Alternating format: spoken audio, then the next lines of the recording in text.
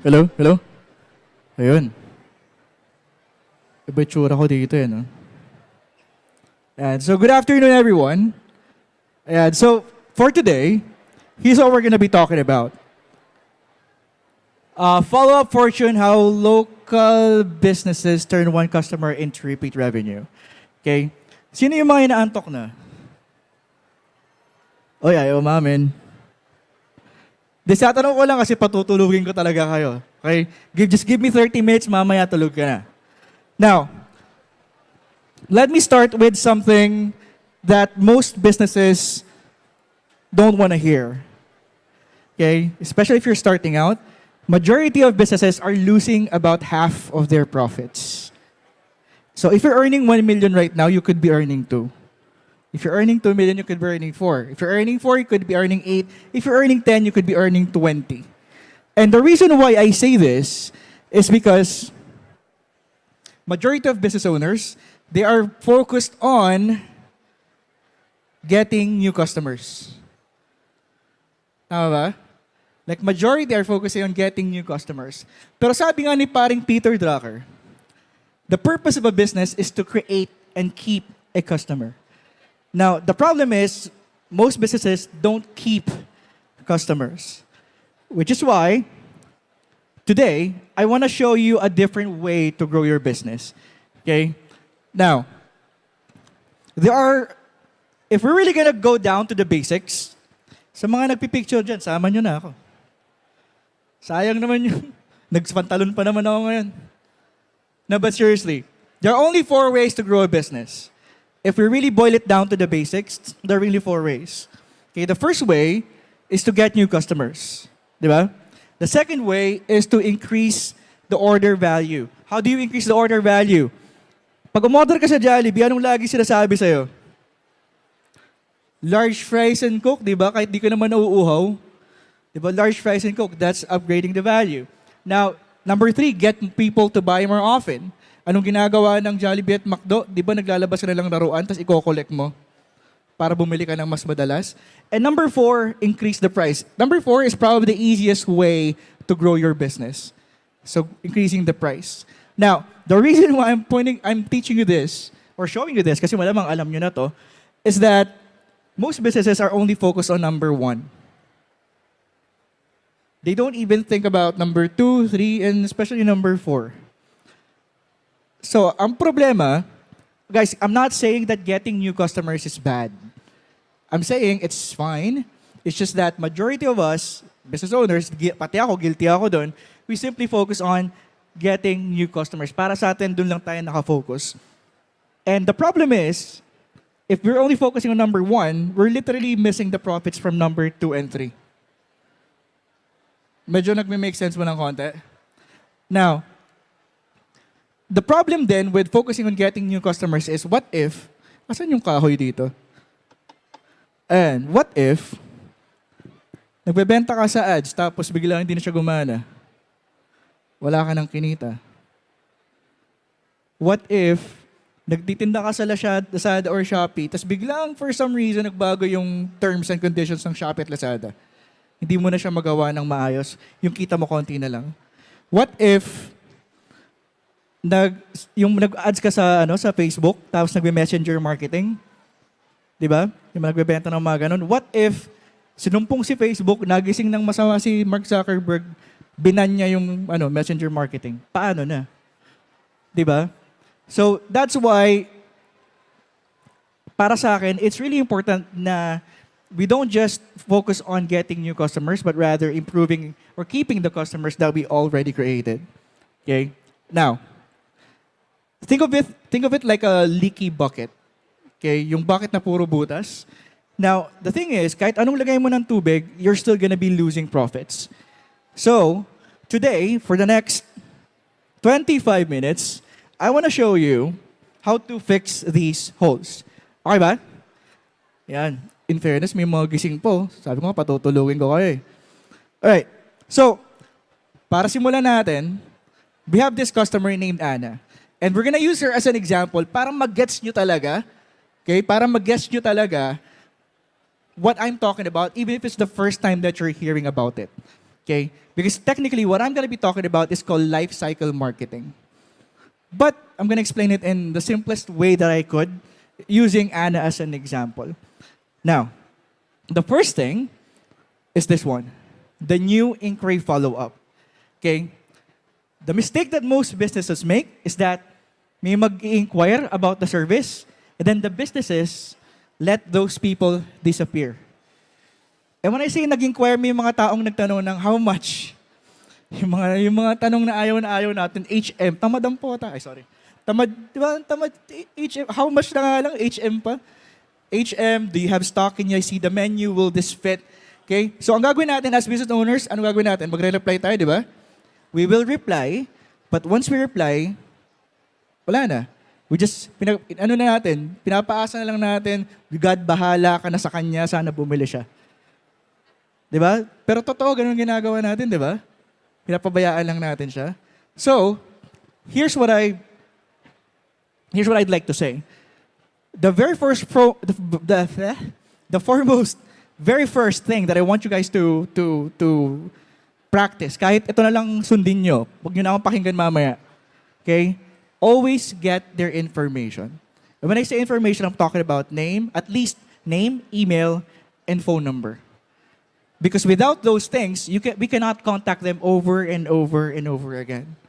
Okay, so name, email, and phone number. Now, as a business, paano mo siya gagawin? Paano mo kukunin yung name, email, and phone number? If restaurant ka, mag-offer ka ba ng free iced tea? O kaya discount, member discount, dessert voucher. Ang kapalit, name, email, and phone number.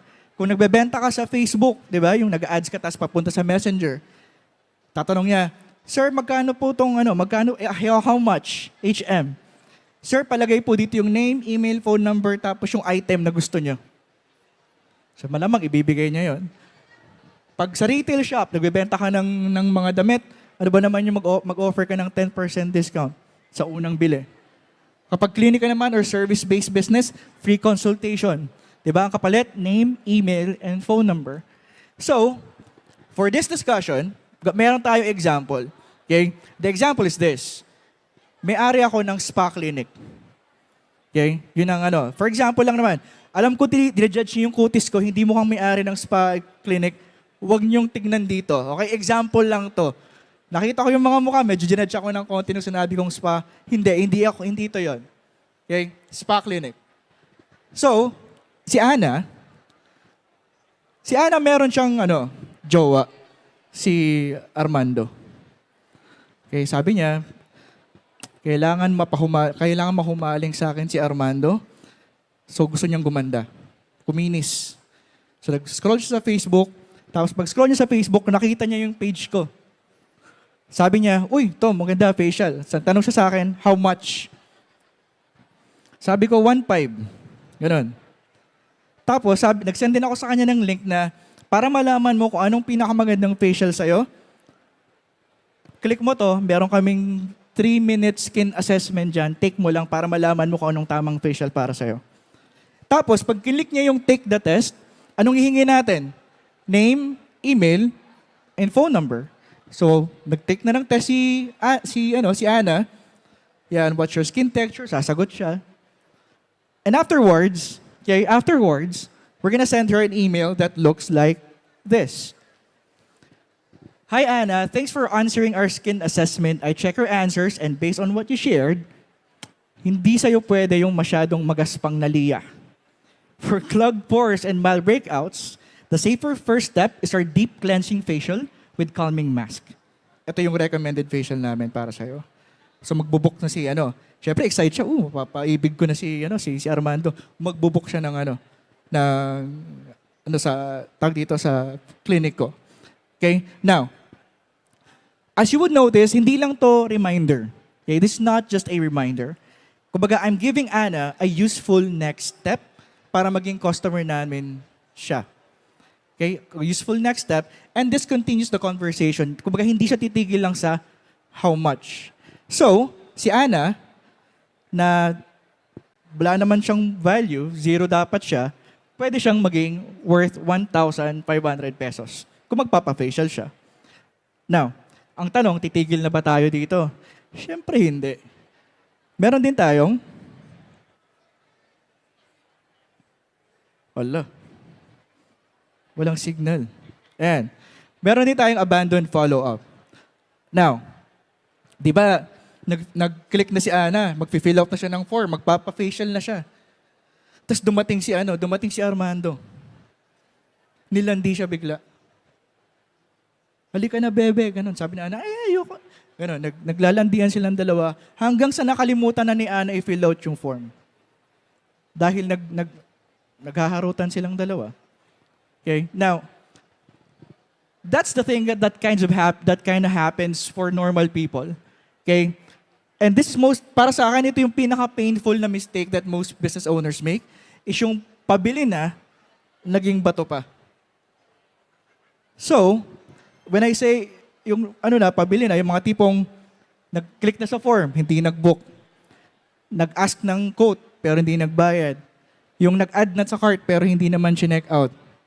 Now, a lot of business owners think na kapag hindi bumili, baka hindi sila interesado. That's not the case. Yung iba interesado, ginambala lang ni Armando. Yung iba interesado, na-confuse lang. Yung iba interesado, pero gusto lang nilang mag-compare. Kaya gusto lang nilang mag-compare kung product mo okay ba. Yung iba interesado, pero they needed just one more reason to trust you. At yung iba, makakalimutin lang talaga. So, para balikan ni Ana, di ba, tapos na sila maglampungan, pwede tayo mag-send ng email kay Ana that looks like this. Like, hi Ana, looks like you started booking, but the final step was not completed. No stress. Maybe we're checking your schedule. Maybe you got distracted. Maybe your phone did the thing that where one notification suddenly comes a 20-minute side quest. I saved your booking page here. Yun. So, si Ana, hopefully, mag-book siya. Diba? Para yung 1.5, masurebol na natin na makuha natin yung 1.5. Now, ang tanong, do we stop there? Of course not. Makulit tayo eh. The next thing is the new customer follow-up. Okay? So, pumunta na si Ana, nagpa-facial na, nagbayad na ng 1.5. Now, majority of business owners, kapag nagbayad na yung customer, ang sasabihin lang, thank you, ma'am. And that's it. Now, what I want you guys to realize is that at this point, there's a better question that you can ask yourself, which is this. What is the next thing that the customer might need? Now, for a restaurant na nagpa-reserve sa restaurant mo ng venue, tapos birthday pala yung i-celebrate, why not sell them a birthday bundle? Yung nagbebenta ng car parts, syempre pag nabumili ng parts, install nila na yun, di ba? So why not sell installation service? And so on and so forth. Yung retail shop, bumili ng blouse. Operan mo na ng pantalon. Na terno ng blouse, di ba? Now, balik tayo kay Ana. Okay? Si Anang walang kamalay-malay na ginamit nating example. Sana walang may pangalang Ana dito. Meron ba? Buti na lang. Wala naman daw. Okay. Send tayo ng email kay Ana, di ba? Kasi kakabili lang niya. Sabi natin kay Ana, hi Ana, thank you for visiting yung spa namin. The first session was great.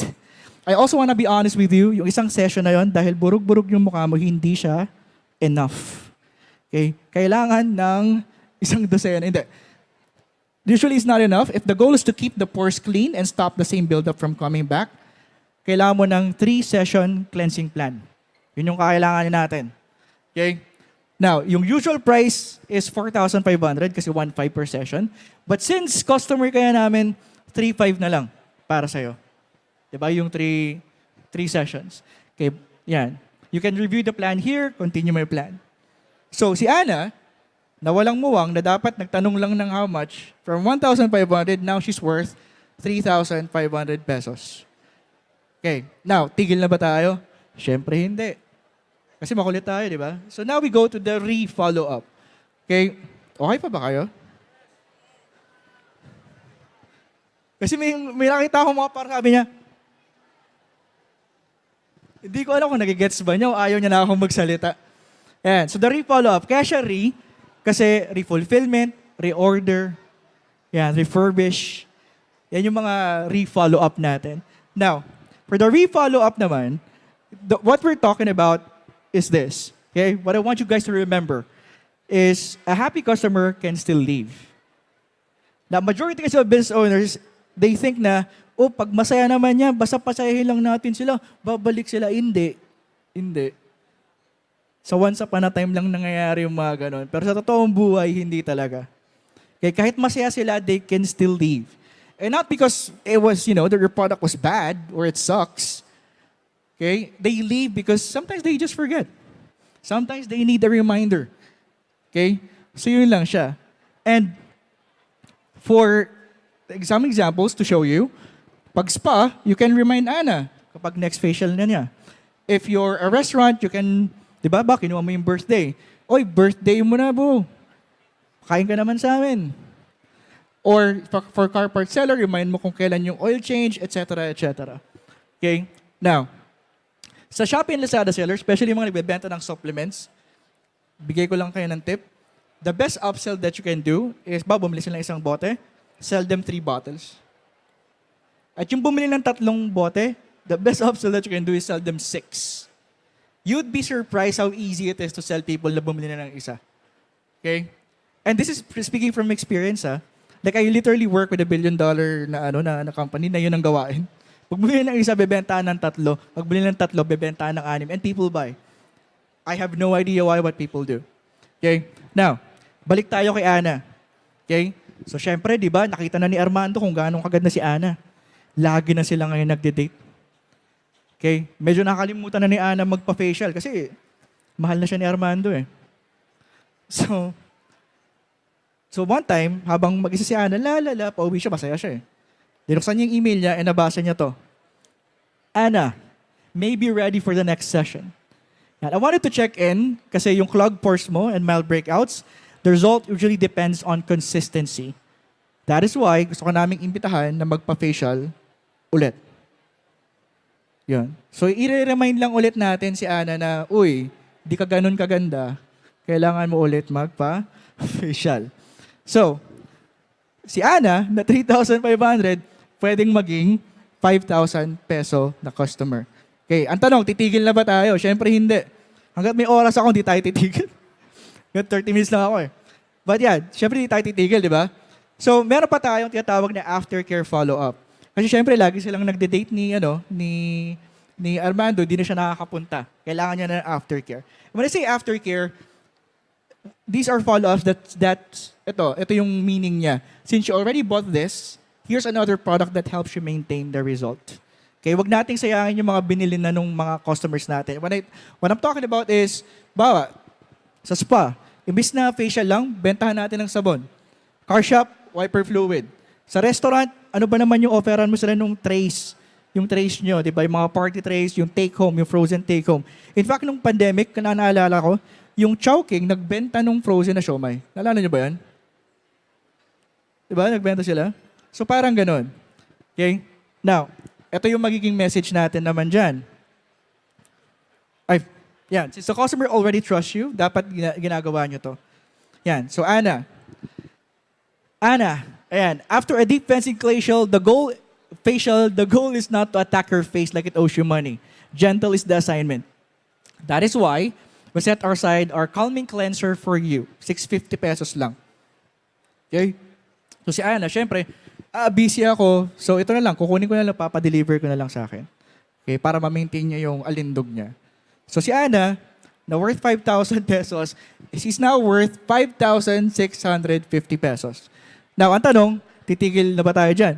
Syempre hindi. Meron pa tayong referral follow-up. Okay? Now, a lot of businesses want word of mouth. A lot of businesses want their people or their customers to share about their business.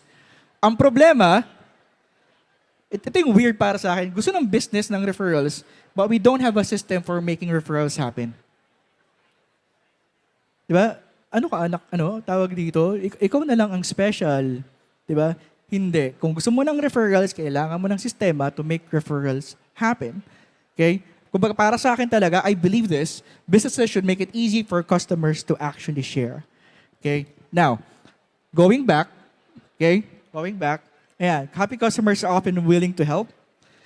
So, going back to Ana's example, okay? Matagal niya nang gustong yayain si Armando. Kasi burog-burog din yung mukha ni Armando. Ang problema, hindi niya masabi na, Be, pa-facial tayo, kasi baka mamaya, masama yung loob ni Armando. Baka, akala mo sa akin, pangit ako, pa-facial? Baka magalit. Pero, what if we send this email? Sabi na sa email, Hi Anna, so happy that you trusted with your skin. I saved you a guest pass you can share with one friend who also wants help with clogged pores, dullness, or mild breakouts. The usual price is 5,500 each. When you come together, your shared friend rate is only 2,000 total. Kumbaga, we're giving Anna an excuse para imbitahan si Armando. Diba? Ngayon, imbis sabihin niya na, Be, pa-facial ka nga, pangit ka na. Ngayon pa rin niya sabihin na, Be, 2,000 lang o, dalawa na tayo. Sayang naman kung di ka pupunta. Diba? So, si Anna, na worth 5,650, now is gonna be worth 7,650 pesos. So, are we done yet? Hindi pa, may 5 minutes pa ako eh. So, there's still the win-back follow-up. Okay? So, dahil pareha silang maganda na yung mga kutis, magpapakasal na sila, si Armando. Okay? Nagplano na sila ng kasal. At dahil nagpaplano na sila ng kasal, medyo na busy si Anna. Mga ilang buwan din siyang hindi bumalik. Okay? Now, the biggest mistake a business would make is let those people disappear. Like, think about it right now. Ilan na ba yung naging customer mo na pinabayaan mo, hindi mo na maalala na kung kailan mo sila naging customer ulit? So, that's why we have this win-back follow-up. Pababalikin natin yung mga naging customer natin before. So, message natin si Anna. Hi, Anna. It's been a while since your last visit. So, I wanted to make this easy in case your skin needs attention again. Yan. So, you can book the same deep cleansing facial, etc., etc. Here's the link. So, syempre, si Anna, syempre, maaalala niya bigla, oh my God, dito ako nagsimula. Ito yung nakapagpaibig kay Armando. Diba? So, ngayon, bago siya ikasal, malamang sa hindi, pwede rin siya magpa-facial. So, si Anna, na worth 7,650, can be worth 10,000 plus and above if we do it right. Now, pagod ako. I-recap natin. Okay, let's recap what happened. Dapat maganda yung kuha ng picture, ah. Yeah. So, Anna, diba Anna is, in the beginning, Anna was worth how much? 0. Okay, Anna was worth 0. Now, had we not did the follow-up, sa inquiry pa lang dapat nag-disappear na si Anna. Diba? Sa new inquiry pa lang dapat nag-disappear na si Anna. But since we did this, we turned Anna from being worth 0 pesos to worth 10,000 plus na customer. And ito lang, it's to, like, for some, ang lit naman ng 10,000, but this is just one customer. Imagine what you could do with a lot of customers. Kaya nga, remember what I said kanina, that as a business, you're probably losing half of your profits. Okay? And looking at this now, baka nga na-realize nyo, holy fudge, ang dami ko palang namimiss. Hindi lang hindi lang half. And that's because businesses are losing money on people inquiring but haven't bought yet. Yung mga nag-purchase but did not purchase again. Yung mga bumili pero hindi natin na-offera ng next logical na product. Yung mga hindi natin na-remind na bumalik. Yung mga customers na hindi nagre-refer sa business natin, we are losing money on those. Okay? And ito nga yun eh. That's the reason why ako personally, I'm being paid $2,000 and above just to do this for them. Because clients know and people know that, alam mo yun, isipin mo, clients are willing to pay $2,000 just to set this up. Itong tinuro ko sa inyo ngayon, pwede ka na lumabas, gawin mo na sa'yo. Diba? Gawin mo para sa sarili mo. Isipin mo, parang nakalibre ka na ng 100K. Diba? So, was this helpful? Yes? Yan. Was this May mga katanungan ba? Wala? Walang tanong? Alright. Anyway, that's gonna be it for me and thank you guys. Maraming salamat.